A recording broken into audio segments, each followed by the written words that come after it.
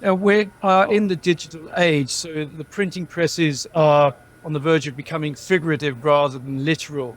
You spoke this morning about central bank digital currencies, the ability of central banks to have their own digital currency, which presumably means that they can create more money supply just by putting us more digital ones and zeros rather than actually having to physically print paper money.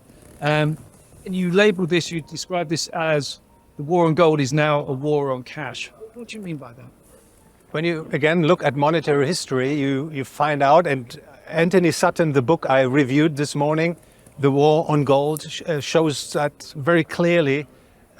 Governments throughout history have tried to control people's money.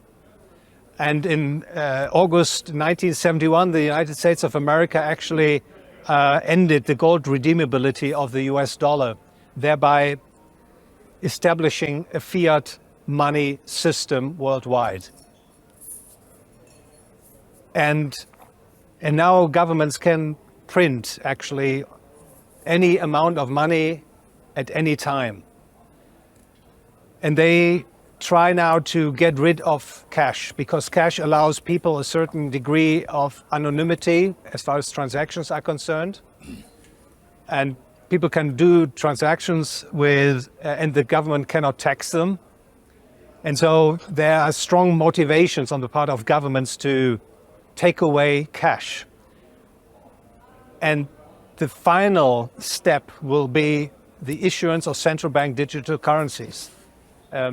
This would give governments and the central banks full control, unprecedented control over the monetary affairs of the people. And I can only hope that it can still be prevented, that central banks will actually launch central bank digital currencies, because the potential of misuse is so great that we are all well advised to prevent that from happening. It's a very, very dangerous thing to do. And again, the free society is at stake. I think, I hope I can make that clear. It's a very dangerous issue, very dangerous development. So I guess increasing the money supply just like that is one thing, but also at a press of a button, you can take it away as well. You can take away people's. Absolutely. I mean, this is monetary socialism par excellence. You know, you can change the structure of incomes and wealth distribution, at will. This idea comes with the idea of having fully controllable money, programmable money. And here we go. And central banks obviously take that opportunity to cement their monetary monopolies. It seems somewhat ironic that the initial impetus behind cryptocurrencies was to have freedom and separation from government. And yet it's digital currencies that perhaps are going to entrap us and enslave us even more. I think those in favor of cryptocurrencies, they have a complete different concept. They want decentralized money. They want money that hasn't been monopolized by a central authority. I think the central bank digital currency is a completely different animal. I mean, this is a tool for power and control.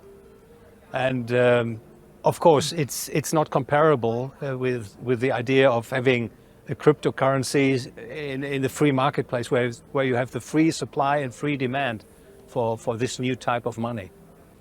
You mentioned that this is something voters have not asked for, and it's not something that Parliament or Congress has necessarily asked for either, and yet it seems to be happening. That sounds quite scary. Yeah, it does. It does. For instance, in Europe, there hasn't been any parliamentary decision being made for mandating the European Central Bank to go ahead and create a central bank digital currencies.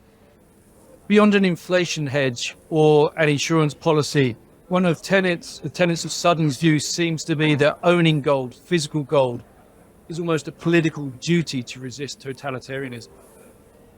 Yeah, well, totalitarian regimes have always banned and prohibited people from holding gold. However, gold is the ultimate means of payment. It has been with us for thousands of years, and I'm still a strong advocate for holding at least a portion of your wealth in physical gold, either in gold coins or bars. My recommendation was indeed that people who would like to have an exposure to gold should buy gold in physical form, either in coins or bars. And if, that was my speculation, if many investors would follow my recommendation, get out of paper gold and switch into physical stuff, the price of gold would be much, much higher than it is trading today.